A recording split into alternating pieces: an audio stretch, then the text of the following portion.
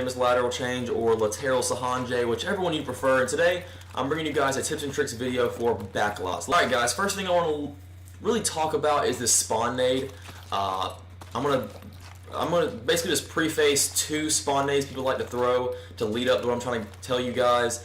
First nade is this. People push up here and they'll chuck a nade over here. That sole purpose of that nade is to land right here and blow up this car. If I can get around this stack. And blow up that car and blow up anyone in that little mid-street lane area. And the second nade, oh, I can't speak. The second nade that people like to throw is they line themselves up in any kind of way, shape, or form with this little area, and they chuck it over this tin roof. And that nade, wait for it, is solely purposed to land right here and blow up anyone trying to cross into A. Now, there's a magical third nade that you can throw. That'll blow your mind. So with that being said, I'm going to show you guys. We're going to rush in here, try to rush in the, just, what am I going to say? Try to rush out here and hug this right side so you won't get naded. You're going to beat them anyway probably if you have extreme conditioning.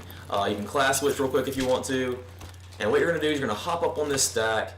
You're going to try to accurately depict where L wall is, and you're going to try to be on the back half of this stack as much as you can. Just kind of line up where you think L wall is, and I have no fucking nades. Alright, you're going to rush into here. Forget about that. Fresh round, defend the objective, hug this, get on this stack, try to accurately depict where you think L wall is, and chuck that nade. And as you can see, it's going to land right inside of L wall successfully, and that is just beautiful, because what's going to happen is these players, oh my god, see, look at that. These players, they're going to spawn, search and destroy, destroy the objective. They're going to come over here. They're going to wait for all these nades. Oh, bam, 1, 2, boom, 2 nades. Oh my god, they've thrown all their nades. And they're going to have this nade land right on top of their face. Now, the beautiful thing about this is most teams, whether you're playing 3s or 4s, are going to send 2 players A every time. So you can catch a team off guard. Let's say it's a crunch round, and this is a free 2-piece, pretty much, because there's usually, more times than not, 2 people in this little L wall. So it's a free 2-piece every time, and yeah, I hope you guys can use that to your advantage. Alright guys, next thing I want to talk about is another nade off this defensive spawn. What I like to do is I like to come right up in here. Actually, another little tip while I'm showing you guys this, go in this little bunny hole, and this may have been shown to you guys before, but over this little white barrier, if you just sit here, over the little white barrier, you can see the whole cross into B. There's no way they cross into B any way, shape, or form without you seeing it right there. So send a player over here every round, and you got your cross to B. You have the map cut off. Nobody's over here if you're right here looking at this. Now the second thing I want to talk about, let's say you just rushed in here. There's another nade you can throw. Go over here. You're pretty much safe unless somebody just completely rushes this bunny hole.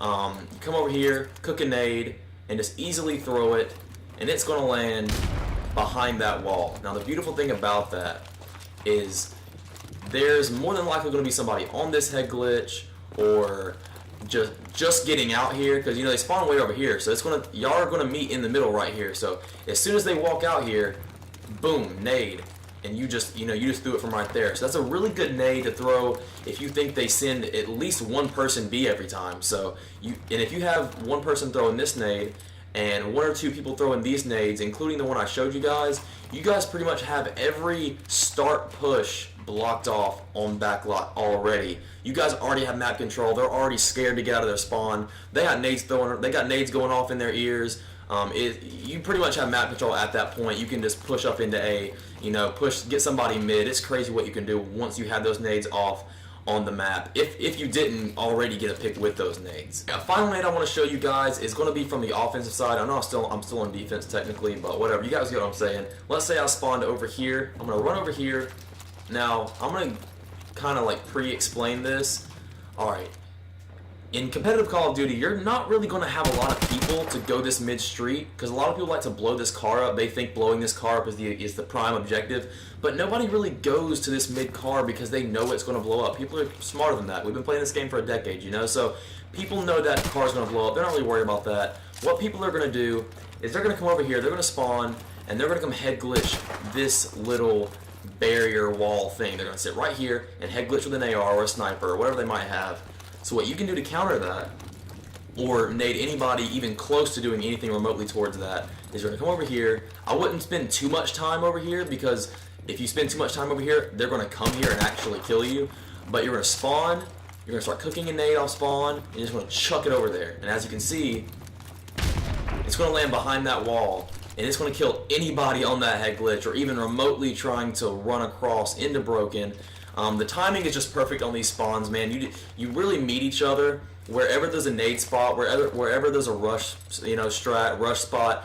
The timing, these maps are made to where you meet in the middle, and it's really crazy because you can kind of counter. There's a counter for anything. There's a counter for every counter in this game, if that makes sense. Alright guys, final thing I want to show you guys is a rush strat for defense.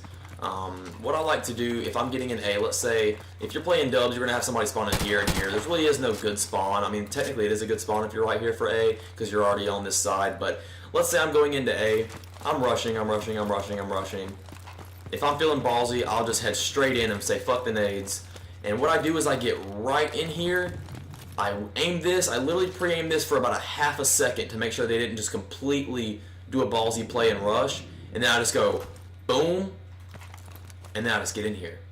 And just like that, I have complete A control at this point. I can soundboard this bomb all round long, and you will be surprised how OP that is. Now I'm going to go over that again because it may sound corny to go over it every second by second, but I promise you it's important. What you're going to do is you're going to get in here, like I said. Don't worry about them head glitching bomb, because if you have extreme conditioning and you have the very best spawn, you're going to beat them. So what you're going to do is you're going to get in here, like I said. Boom, head glitch this for, wow. Pre-aim this for literally about a quarter of a second, just enough to walk past it, and then as soon as you're done with that, just boom, and then boom, just make sure nobody hard rush this, and then just like that, you're right in this corner and you're safe. Make sure you don't push up into this like this, because I can see you through this crack if they're smart enough to look through that. But yeah, just backing up into this corner and you have complete A control. You can go prone. I used to do this and go prone like this, but I wouldn't recommend that because they can see you. If they go top A and look down, they can see you. But it's a little bit harder for them to look at you like this, unless they just go all the way up here to the turret and look at you, which is very rare. So, and as of right now, when you're here, you have A locked down. You can literally hard aim the mid push while you're sound whoring the bomb. It's really, really OP. So yeah, that's basically it, guys. I mean, you really have A control at that point. You can have a teammate at B, you can have a teammate that was maybe ballsy enough to just do this or go through mid or something, and you guys really, you have A control at that point. And if one person can get A control by themselves, I mean, it really gives your teammates free range to do anything on the map they feel need to do or they see fit at that point, with the callouts they get or who they see or whatever like that. So yeah, guys, I mean, this is really an OP spot. I do this pretty much every time I rush into A, against bad teams, against good teams, against undefeated teams. I don't care. This is a really OP spot, and you pretty much have A control once you're here. I've even had teammates use this spot and then look left and get two pieces while they try to get on bombs. So I'm rambling too much about this spot. I'm really gassing it up. I get that, but honestly, I just really love it, man. I really, really love it. It cannot be beat, honestly. You have A control once you get in there. So yeah, guys, I mean, that's really all for today. I hope you guys enjoyed. I hope you guys can maybe get a better grasp on how to get control on Backlot now.